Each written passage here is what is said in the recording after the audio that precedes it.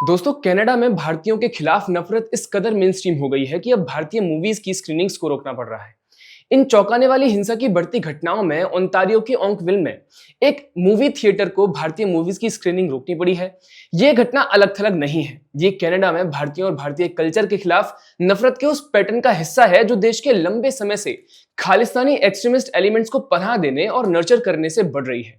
उम्मीद थी कि ट्रूडो के जाने के बाद और मार्क कार्ने के आने के बाद ये हेट कम हो जाएगी, लेकिन अफसोस ये इंडियंस के खिलाफ हेट बढ़ती ही जा रही है। आज हम इस कहानी में गहराई से उतरते हुए देखेंगे कि कैसे दशकों से सेपरेटिस्ट माइंडसेट को पोषित करने से भारतीय विरोधी भावना मेनस्ट्रीम हो गई है।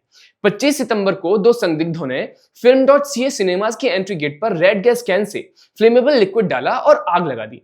सिक्योरिटी कैमराज ने एक ग्रे एसयूवी और एक व्हाइट एसयूवी को आते हुए कैद किया। हुड पहने व्यक्ति आग लगाकर भाग गए।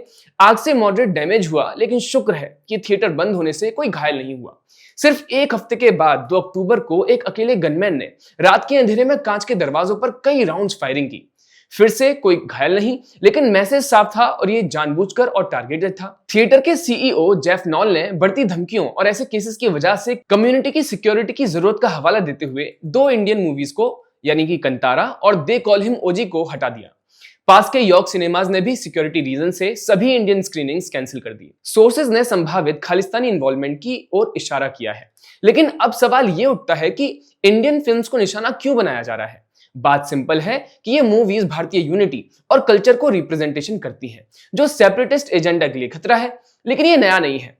कनाडा का एंटी इंडिया एलिमेंट्स के लिए सेफ हेवन बने रहना एक इतिहास 1980 से चला रहा है। इंडिया के ऑपरेशन ब्लू स्टार और उसके बाद हुए दंगों के बाद हजारों सिख कनाडा चले गए, जिनमें ज्यादातर बब्बल खालसा इंटरनेशनल जैसे एक्सट्रीमिस्ट थे, जो 1985 के एयर इंडिया बॉम्ब ब्लास्ट के लिए जिम्मेदार थे। ये 9/11 से पहले सबसे घातक एविएशन टेरर अटैक था, जिसमें 329 लोग मारे गए। ज्यादातर कैनेडियंस थे इसमें। एक्शन लेने के बजाय कनाडा ने इन आइडियोलॉजीज को पनपने दिया। फंडरेजिंग, प्रोपेगेंडा और वायलेंस की प्लानिंग के लिए प्लेटफॉर्म दिए और जो भारत की ओर डायरेक्टेड होते थे उनको प्रोपोगेट किया। Canadian security intelligence services CSIS खुद अपनी 2024 की रिपोर्ट में एक्सेप्ट करती है कि एक ग्रुप मुख्य रूप से इंडिया में वायलेंस के प्रचार, फंडरेजिंग और प्लानिंग के लिए बेस के रूप में कनाडा को यूज करता है।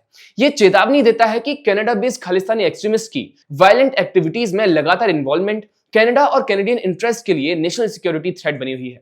लेकिन फिर भी पॉलिटिकल इनएक्टिविटी, शायद वोट बैंक पॉलिटिक्स के लिए ने इंडियंस, हिंदूज और इंडिया के सिंबल्स के खिलाफ नफरत को मेनस्ट्रीम करने की परमिशन दी है। 2023 से लेकर के 2025 तक के इवेंट्स एक सीरीज को देखिए जो इस बढ़ते हुए खतरे को दिखाती हैं।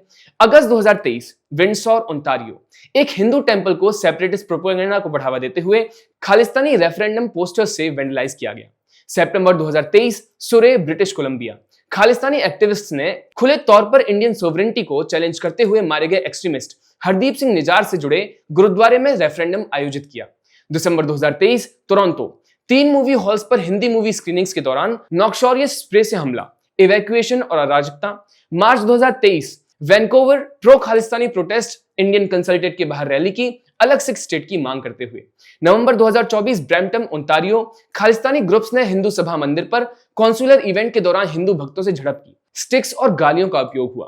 पुलिस पर निष्क्रियता या पक्षपात का आरोप था। इससे पहले एक बुजुर्ग इंडो कैनेडियन कैंसर पेशेंट पर इसी तरह के इवेंट पर हमला हुआ। अप्रैल 2025 सुरे, BC, लक्ष्मी नारायण मंदिर को खालिस्तानी एक्सट्रीमिस्ट ने वेंडलाइज किया।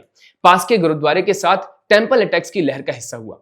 जून 2025 कैलगरी, PM मोदी की G7 विजिट के दौरान खालिस्तानीज ने इंडियन फ्लैग को इंसल्ट किया।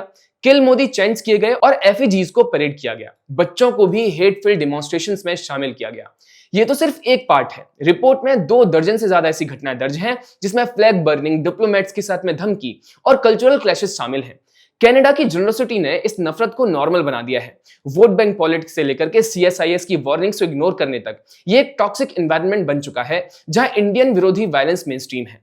एक्सट्रीमिस्ट इंडिया में टेरर को फंड करते हैं, जबकि यहाँ सिक्योरिटी के मजे लेते हैं। अब जैसे जैसे नफरत मंदिरों से थिएटर्स तक फैल रही है, सवाल ये उठता है कि कनाडा इन एलिमेंट्स को कब तक नर्चर करेगा, इससे पहले कि कनाडा अपनी मल्टीकल्चरल फैब्रिक को ही खत्म कर दे। खैर, इस पर आपका क्या ख्याल है हमें कमेंट्स में जरूर बताइएगा। वीडियो पसंद आए तो लाइक, शेयर, सब्सक्राइब करिएगा। जुड़े रहिए पैम्फलेट के साथ। नमस्कार।